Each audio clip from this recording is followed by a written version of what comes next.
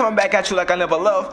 Without further ado, let's get right into this vid. But before we start anything, you not subscribed to USF gang, go ahead and subscribe. Go ahead and comment your opinion below. Like this vid and turn on post notifications so you know every time I got some content for you. But without further ado, now let's get right into the video. So, we're going to be talking about the preview for the Titans versus Texans game. Yes, this is week 2. Week 2 is in full effect, people. We're back at it like we never left. No pun intended. But we're going to get right into this thing. So, we had some injuries last week in the Miami Massacre game, losing our 3 offensive players last game, and Delaney Walker, our quarterback Marcus Mariota, and our offensive tackle Taylor Lewan. You look at those 3 tight guys right there.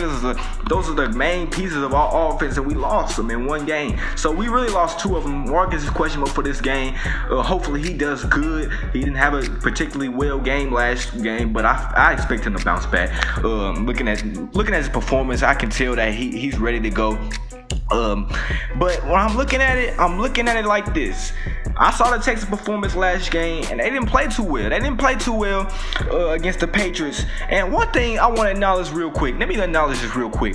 Deshaun Watson, it looked like the Patriots broke his confidence. This is how he was. I'm telling you, in the press conference, it sounded like this man was doing his best Terrence Howard impersonation on everything I own. This man was crying. I mean, he was like, he said, I gotta do better. I gotta do better. I know it's my job and all this whatnot. And I'm listening to this kid. I'm like, hey, bro, I'm really not too high on this kid. Okay, I'm really not too high on Deshaun Watson. So anything that comes out of his mouth is irrelevant to me. You look at the fact after this game, you don't see the same confidence he had during the summer, talking about some if Brady has 7, I want 8, or wherever Brady is, I want to be better than him. And I'm looking at this kid and I was like, you're a joke, okay? I'm really not too confident in Deshaun Watson. I feel like he can't really make the reads that right now, at least right now, that NFL quarterbacks should be able to do. But nonetheless, he's better than probably the other quarterbacks they've had in the past. But their performance last year, well, his performance especially, wasn't that good. He fumbled the first play of the game. And you can really see his nerves coming, settling in. And welcome to the NFL, Deshaun Watson. I mean, welcome back to the NFL. Now people have figured you out, especially Bill Belichick. But at the end of the game, I'm kind of concerned because it looked like J.J. Watt was hitting his stride, and that's something you don't want to see in this upcoming week.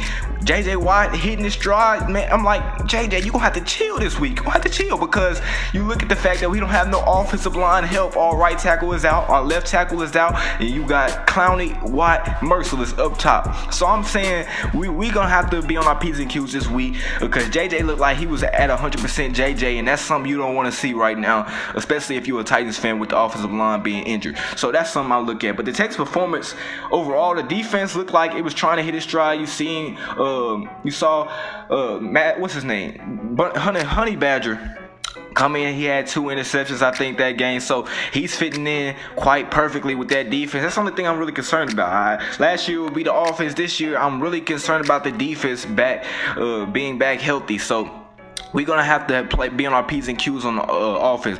So let's go into what we can expect on the offensive end. We're going to see a lot of screen passes this game by Mariota because those quick throws is going to keep him from getting hit, okay? I don't know if we're going to see a lot of RPOs this game because you don't want to get hit like you did last game and you got injured. Imagine J.J. Watt. If you get hit by J.J. a couple times, that's going to hurt you because, Marcus already dealing with some issues in his elbow.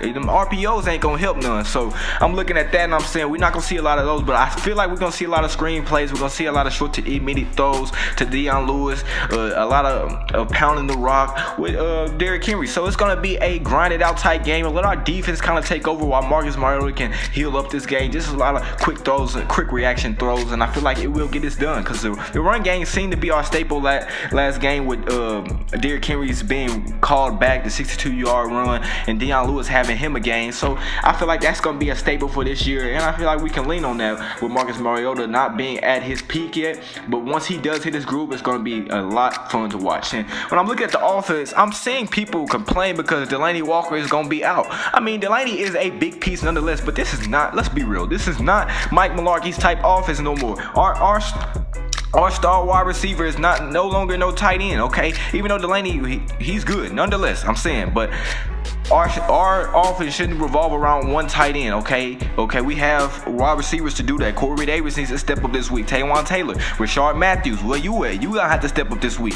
So we're gonna have to see a lot of them step up. And when I see Jonnu Smith, I feel like Jonnu Smith, he's built like Delaney, and he can get plays done. Cause last year, at the beginning of last year, against Jacksonville, he had himself a good game. Against Seattle, he had himself a good game. So I feel like they can incorporate him in the offense more too. So it's gonna be something fun to see. I feel like this offense hasn't lost hope completely just because Delaney Walker's out. He's a fun character to have, to be around. Being that he's the star player of this team. So yes, it's disappointing, but at the same time, I'm not going to just pout around because Delaney Walker's out. I feel like we still can go far without Delaney Walker, even though he is a big piece to our offense. So we're gonna get into it. So additional pieces on our defense is gonna help us a lot too. We're gonna have Harold Landry, he's back. Rashaan Evans, he's back. And the good thing is, both of these guys faced Deshaun Watson in college, and they had themselves good games, in my opinion, against Deshaun Watson. So they know what to expect, and we get some pressure on him, it's over. I'm telling you, 4 up, and we can have some pressure on him, it's over for Deshaun. As long as we let him sit back there and wait. We don't have to, if we wait a little bit and then we sack him, that's when things get good. Because Deshaun, if you try to go after him really quickly, that's when he starts to run out the pocket and deep plays. And then you start seeing those plays that he can make with his feet. So we can't have that.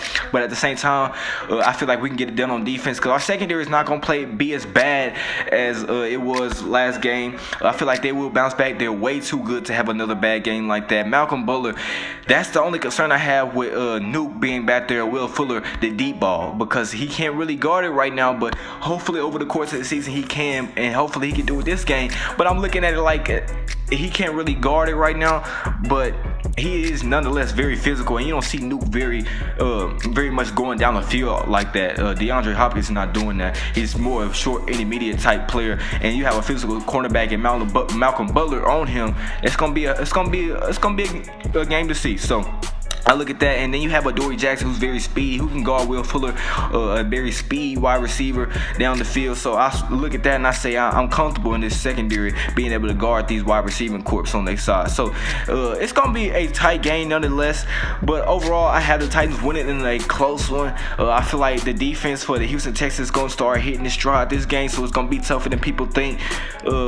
People think Houston's gonna win this game. I really don't. I feel like the stars are aligning for Tennessee to win this game, and whoever goes 0-2 in this game is not going to make the playoffs. So this game means a lot for both teams. You look at the fact that if you go 0-2, there's a 999.999% chance that you're not going to make the playoffs. So you're going to have to win this game just for the simple fact that you have to stay in contention. And I feel like the Titans being at home, being that I feel like our defense plays up when we're at home, being that we haven't lost, we're 5-1 at home since 2016 in this division. So I'm looking at a big game for the Titans with that vengeance, trying to come back and get a win on Deshaun Watson, this Houston Texans team that embarrassed them last year at Houston with that 51-17 loss. So I'm looking for big things out of this game. So overall, if you like this video, go ahead and leave a like, subscribe, comment your opinion below, and I'm out. Sheesh.